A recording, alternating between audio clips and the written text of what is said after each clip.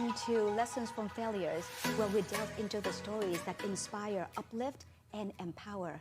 Hi, my name is Moza-Bella. Today, we're talking about something deeply personal and universally relatable: how to rise from falling.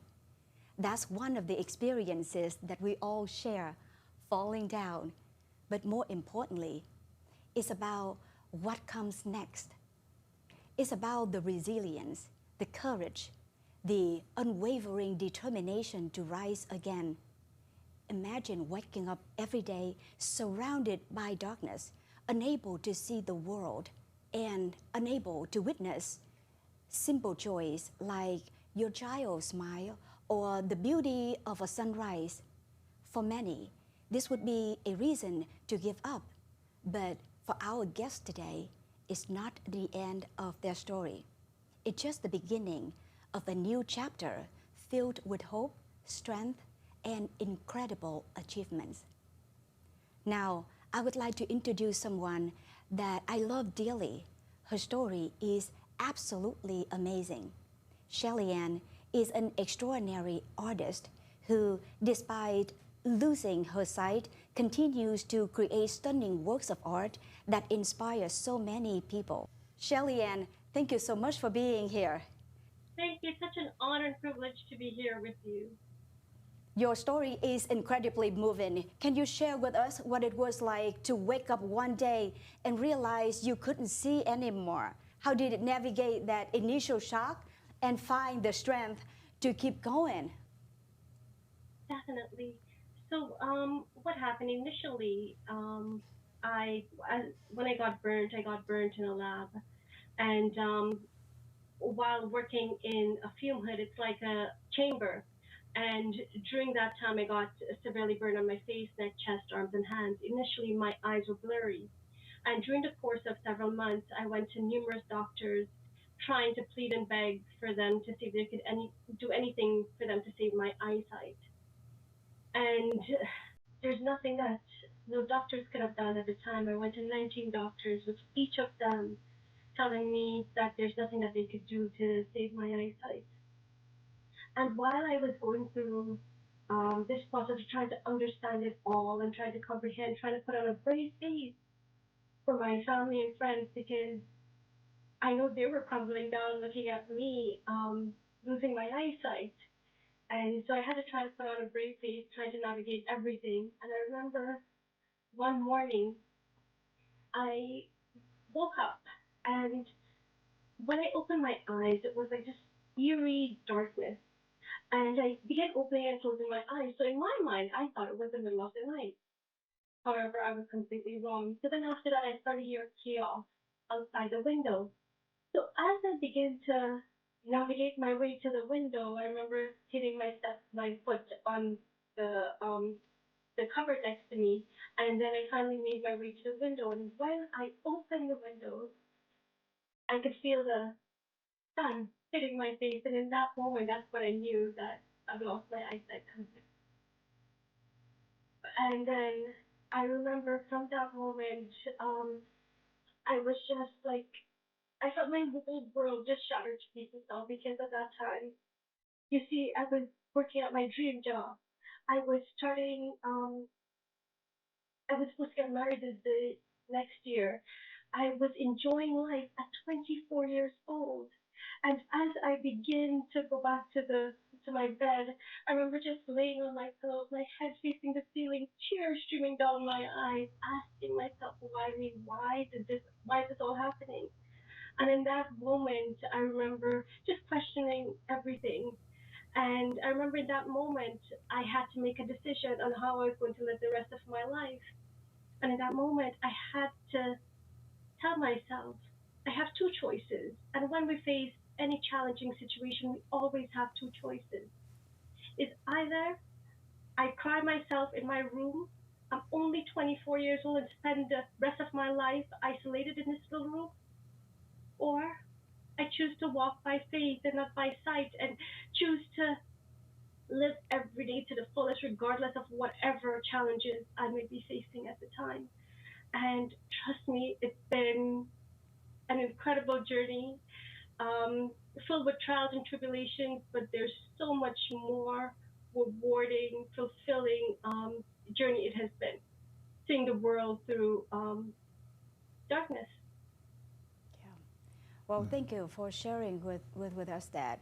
I mean, this is not the first time that I hear your story, but I still feel that pain. It must be very difficult, and I cannot imagine, how hard for you feel. But you know what? Most importantly, the strength and the courage that you rise from there. I know that you are like a very renowned, artist now, right? And you are a motivational speaker, which is so inspiring. You have a beautiful family. But tell me, and share with us, what is the number one thing that helped you to rise from that darkness? Right.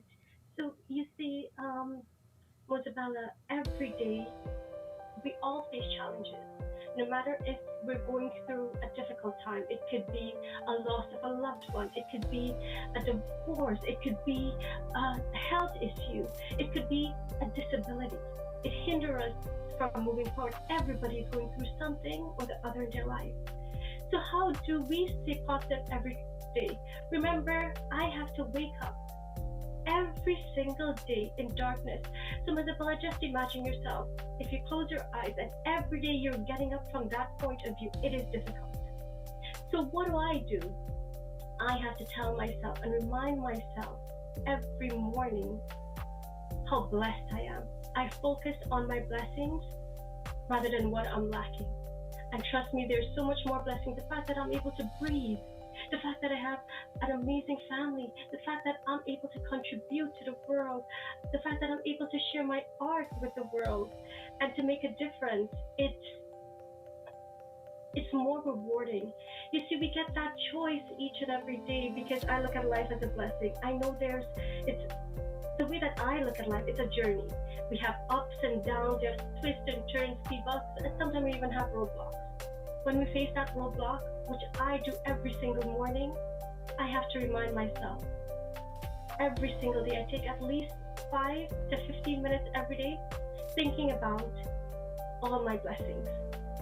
When I start with that, then I start into meditation and being grateful for the day. Think about what I have to focus on that day and try to continuously focus on the blessings rather than the challenges that I have ahead. And I have an amazing 7-year old. And as a mom, there's many challenges trying to navigate him as well to career and everything else. But it is possible. No matter how difficult your situation is right now, everything is possible if you put your heart and mind to it. Yeah, and you're talking about blessings, right? And I know that you have a wonderful husband. You conceive your child, your son, and have him in this world, and raise him in darkness. We talked about that. It's just a blessing, but then every day it's hard for you not to be able to see him. But tell me, one of the sweetest stories or memories that you have, so that we all can be in that moment with you. Well, actually, to be honest with you, it's every single day with him and with my family. It's a blessing. Uh, and I'll just share something with you. What happened like in the when he was born? He was a colicky baby. So by colicky baby means he used to wake up in the night all the time, right, crying. So my instinct is get up, take care of him in the dark, and try to nurse him and put him back to bed and everything like that. Without realizing, I have to turn on the light because it's a child that like he could probably see or something. But the neighbors would tell me that, oh, Charlie, did Nathan wake up last night because I didn't see the light on? And we live in an incredible neighborhood, so it was like he grew up in darkness. But he's the most sweetest child ever. He learned to read at an early age so he could help me. He knows that I do have my challenges and he helps me out so much in everything that I do. Help me cross the road, help me just with picking out clothes and with everything. Oh, that looks nice. This all looks nice. And That's so help me out with my wonderful. painting. He's in the studio with me when he's out in school. That's wonderful. And I know that your husband too, right? He set up everything for you because you said that he is at work now, but before going to work, he wanted to make sure that you're all set up with all of your Oh, paintings in the background and make sure that you look so gorgeous. That is so wonderful. So, Shelly Ann, so for all the people here, you know, listening to you today, we may not be artists like you, but we may, you know, have other careers or in business. mhm. What would be the number one advice that you could tell us, especially to the people that in the darkness, you know, falling and, you know, feel that they are failing their expectations in life and in businesses? Definitely. A great question. So let me take you back now. I was never an artist um, before losing my eyesight. I was horrible at art. My stick figures, you know, the one with the head and the lines for the body and the hands and feet, for some reason mine was always crooked. So that's how horrible I was at art. So to develop this gift after losing my eyesight was a huge challenge. And this goes back to your question.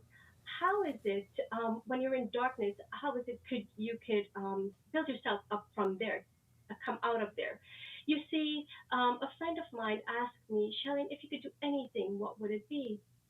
And I was just so consumed with all this darkness. And remember, I'm still alive. I'm a still vibrant 24-year-old, but I was so filled with darkness that I wanted to fill my surroundings with bright, beautiful colors, and I didn't know how. And I don't know where it came out. I said I wanted to paint. So that weekend, I told my husband I wanted to paint. I could just imagine what he thought. He's like, this girl is blind. At the time, my hands were in a fist because my hands got injured from the accident. But as a supportive fiance, he said, "Sure, no problem. What do you need?" I'm like, "I need a paint, I need canvas, a paintbrush, and wait, paintbrush. How am I going to hold that? Okay, forget about that. I need some paint. So canvas and paint." We headed out to the lake. He put me to sit down by the lake, and he started describing what he was seeing. And then from that moment, I started to paint with my knuckles because I wasn't able to hold any paintbrush or anything because my hands were so sensitive. And as I began painting, a part of me starting to feel alive again. So, and for the next 5 years, I spent 6 to 8 hours every single day, including Saturdays and Sundays, learning and developing my craft. So it is when you're in darkness, you have an opportunity in whatever challenge you may be facing, and you're facing complete darkness. Look for something that you could do. It could be as easy as meditating, going for a walk, calling up a friend. Do something for somebody else.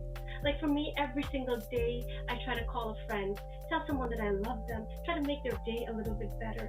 Because when I do that for someone else, it makes me feel better. And that's the easiest, quickest way for us to get out of this darkness. Because throughout the day, we have many challenges.